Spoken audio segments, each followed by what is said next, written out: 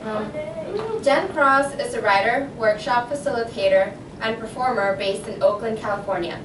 She writes and performs fictions and creative nonfiction about queerness, sex, sexual violence, and living in, as, with a sexual body in the aftermath of trauma. She's a new addition to the SFSU Creative Writing MFA student body. Recently, it was said about Jen,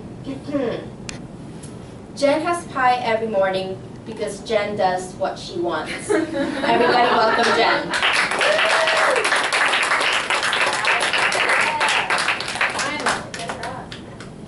That was said by a 12-year-old who was mad that he didn't get to have pie.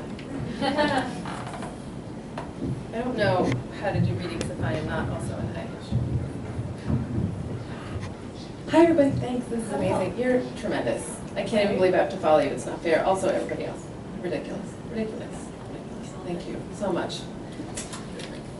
All right, I'm reading New Things and Old Things. It's really big. Okay. But I'm going to start with Old Things. This is called Devotee. It begins with a quote from Michael McGriff's poem, lines written before the day shift. He says, "Let me be the beekeeper, feather merchant, knife thrower, soothsayer, the savant of your mouth."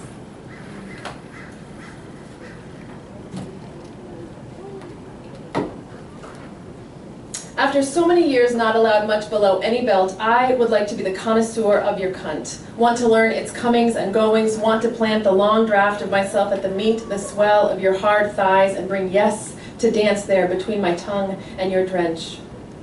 Save me from the old cerebral melancholy, the two-timing dime store novel kind of knowledge. Don't let me be some hangdog old guy at a bar talking about how well he licks pussy, or the butch too bold with her insinuations and that long tongue waggling across the dance floor. Ignore the hubris, the ego that swaggers through me and out my mouth when I say that my lips were readying to love you even before they parted themselves to give you my name. Even before the day we met, even before the ex who never learned my labial lappitude dropped me off to roll right into your lap. Look, I know your cunt and I are only now, after just a year, just beginning to get truly acquainted. I know there have been some ones who came before me, those who had the good fortune to become your cunt's cognoscente. I can't turn to them for pointers though, so I attend most closely to your hands, your cunt's ablest familiars, which I could spend the rest of my life watching commune in clutched dialogue with your cunt. See how easy you can get me to fall to my knees, how I want my mouth to learn to orchestrate exactly to the configurations of your cunt's unquiet infrastructure, my tongue to learn to pearl exactly there, at the center where your clit shoves out to reach for me. Let's agree to say it's just for me. I understand your clit will reach for whoever knocks because she is clamorous and knows what's good for her. But I like to pretend some days that she is fickle and waits just for the urgency of my warm breath here at your thick, for my fingers knowing of your sleek, smooth, slick. I want to learn the intricacies, want to find out what they never knew, those girls who fitted here before me. It's true, so base and competitive, and girls aren't supposed to be like that. Am I really one of the ones at the end of the night banging out some boozy rendition of I could love you better? The truth is, every time you let me stroke the pads of my fingers just there between your legs, I feel besotted, sure, but also sanctified. I do not ever want to be done with learning the labyrinths of you. I want to find new treasures hidden inside, tucked around, pushed out and under. Let these postulant fumblings deserve the blessings your body bestows.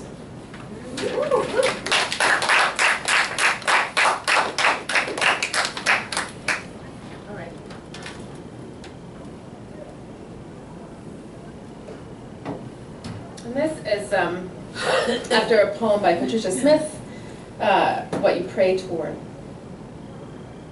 1.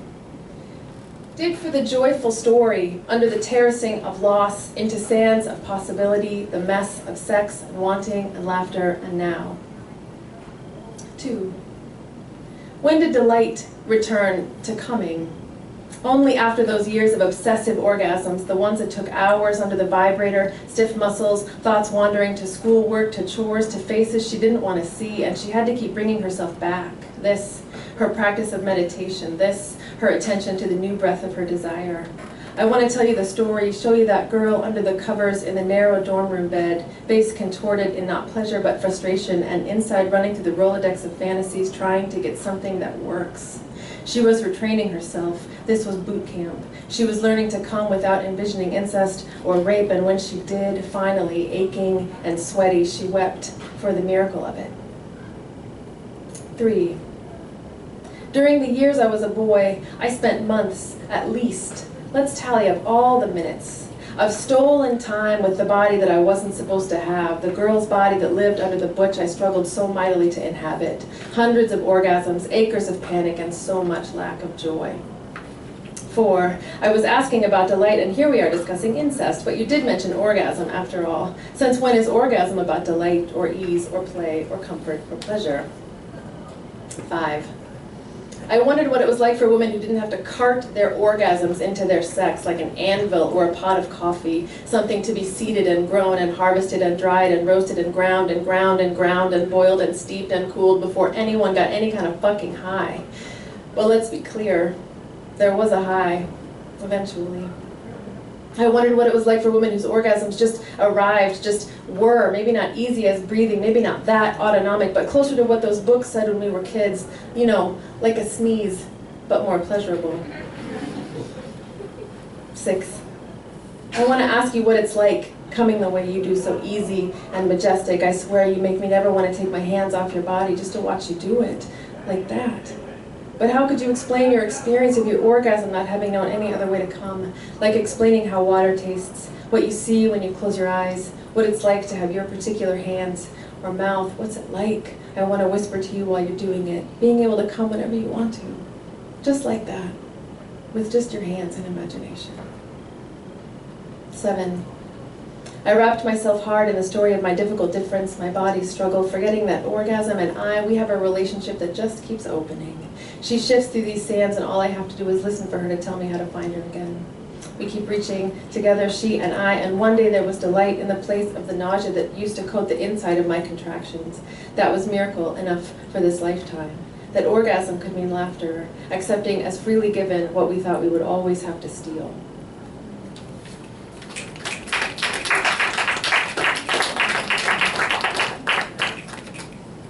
And then this is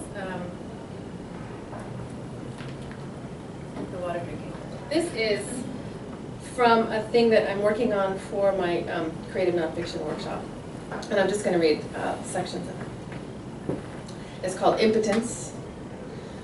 And I like to start with quotes. It starts with a quote from Women Who Run at the Wolves. God help me, Women Who Run at the Wolves. She says, in the act of losing her hands, the woman makes her way into La Selva Subterranea, the underworld initiation ground. If this were a Greek play, the tragic chorus would now cry out and weep, for even though the act causes her to learn immense power, at this time a woman's innocence has been slain and will never return in the same way again. Consider your hands. Consider tendon and bone, the webbing of weathered skin that covers carpals and metacarpals, the shallow cleft of your palms. Consider each individual bone, the nerves that reach around them and through. Consider lifeline, love line, square or tapered, fingertips, cuticles raw and ragged or smooth. Consider all that your hands have held, what good has come from them. Consider what damage. Consider all that your hands say about you. Do your hands tell the truth about you? My hands lie about me. 2.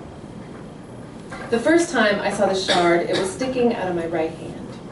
Before it was a shard, it was part of the lip of an ordinary wide-mouth bell jar, which held that morning's cup of green tea. My butch ex-husband and I sat on the too expensive red velvet couch we'd bought for our otherwise sparsely furnished living room, with our backs to the enormous picture window that faced out into our triangle of front yard. We sat facing the black screen of the TV and we were arguing. What was the argument about this time? What was any fragment of our years-long argument about? It was early on a Saturday morning, and I'd been up for hours preparing for a writing workshop I was to lead that day. While my partner slept, I'd prepared my syllabus, written out materials, and went to the kitchen and baked muffins for our breakfast. We were in the middle of yet another house hunt, our 4th in just 6 years. That morning, the service of our argument was about money. Why I didn't want to pay more than we can actually afford. Why he thought we should be looking for places, better places, outside our budget. He didn't like the way I was talking, the way I was thinking. I was sending the universe conflicting messages, he insisted. The underneath of our argument was the same as ever, each of us asking over and over in every way possible, why can't you understand me? Something snapped in me that morning there on that red velvet couch. After so many years trying to explain, defending myself, twisting my thinking and the very way I spoke to try and become who he wanted me to be, I felt my head go to bees and my body go numb putty. In that moment, I was right back on the couch in my stepfather's house, folding under the onslaught of his accusations, under the same demands to let someone else into my head and twist all my synapses around. All of the old and inarticulate rage filled every one of my cells, and I pictured myself picking up that bell jar and smashing it into the wall next to the TV. Maybe that would make a difference. I had the bell jar in my hand, and I was tired of nothing working. I was tired of our always fighting. I shouted at him, "Why do you keep shaming me? I'm so sick of you shaming me." I lifted up the glass and slammed it down on the wooden coffee table, hard. Was there some satisfaction when it shattered, some surprise? I had a reason now for the shame I felt. And then I looked and saw a thick piece of the jar's rim sticking out of my palm.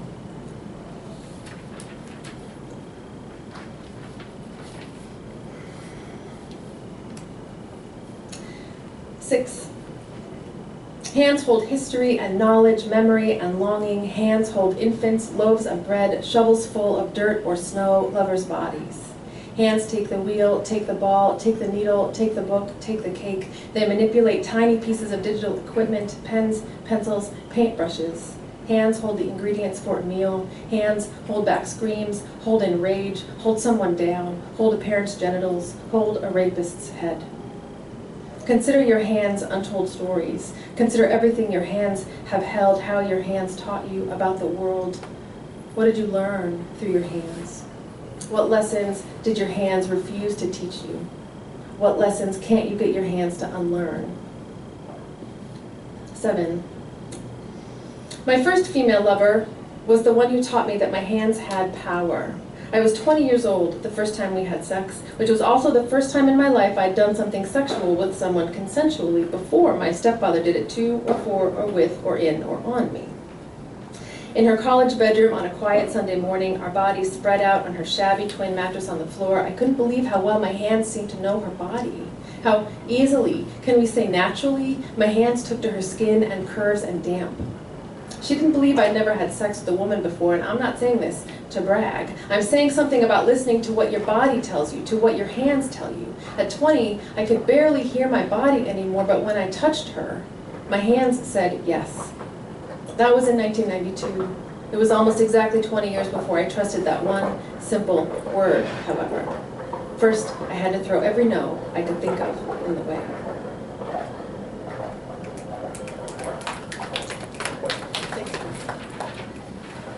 All right, do I have time for one more? What do you think? How are we on time? Do you have time? Great. Time? Okay. Yeah, do another one. All right, this is the last one. You have 3.5 minutes, and you can use every last second. Every last second. Okay, great. Then I'll read one more section from that. Because the other one is 4.5 minutes, and that is too long. Oh no, do that. Do it. It's really cool. I'll read it fast. Yeah, don't read it fast. Read it at I your don't know how leisure. to read slow. It's a problem. Okay.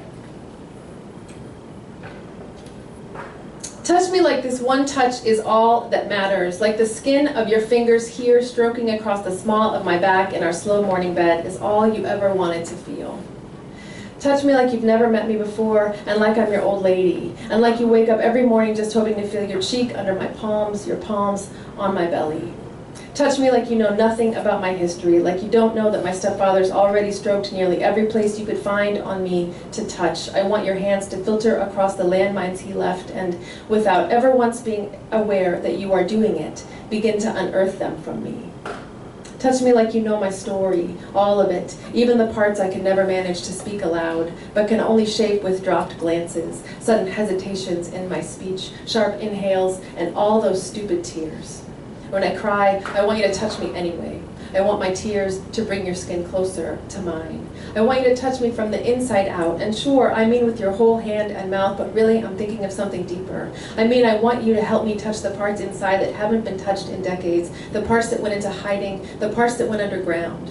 I want you to take your fingers into my quicksilver inside hands, those hard-wrought small girl hands that knew how to drive home a point, could write a poem and handle a basketball, but could not keep a mother's boyfriend from dropping his ostensibly comforting backrobe down beneath her shorts. I want your wanted touch to help her find safe in her skin again. Here's what you should know. I need your touch to do a lot of work. This is no light job here. Even if we've never met before, if yours is a sweet stroke of thigh against thigh under the smoky black light on the dance floor, or you are the one I have chosen to pull into my bed, Underneath all our panting and moans, going to use your touch to serve another purpose, to serve all the other me's still hidden inside, the selves that are aching to fully unfurl, open and free under the sun of your fingers, as though we were always and ever safe enough to do so. So I need your touch to matter. I want you to touch me like we have always been these people, like we are safe enough to fly, like you are not afraid of how big your touch can make me or how big this touch can make you. I want you to touch me with all of your terror and shame and loss. I want your parts to be reaching for me. We deserve to touch each other this way. I want you to touch me like we matter, like you feel the enormous animal pacing inside my belly that your touch can release if only we move persistently enough. And you keep whispering those sweet and dirty words in its ears. I want you to see how afraid I am of this touch and be brave enough to touch me anyway. No, don't touch me anyway. I want you to touch me because.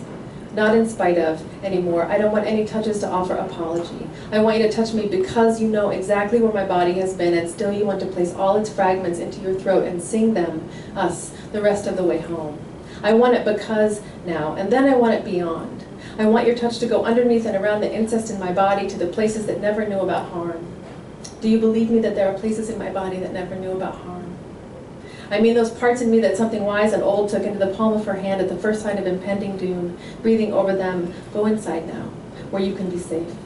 She tucked them around my sacrum, at the base of my spine, and for years they have stayed quiet, mossy, fragmented. These are soul starlings, the bits that are unincested because Psyche says, break away now, and suddenly ourselves become diaspora.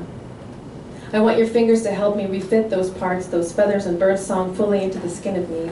I want your touch to say the war is over. You can put down your rationings. It has been 20 years and he is in prison. You can unravel now. Let me touch you now. Can your touch do all this magic? Don't you know that if I ask it to, it can?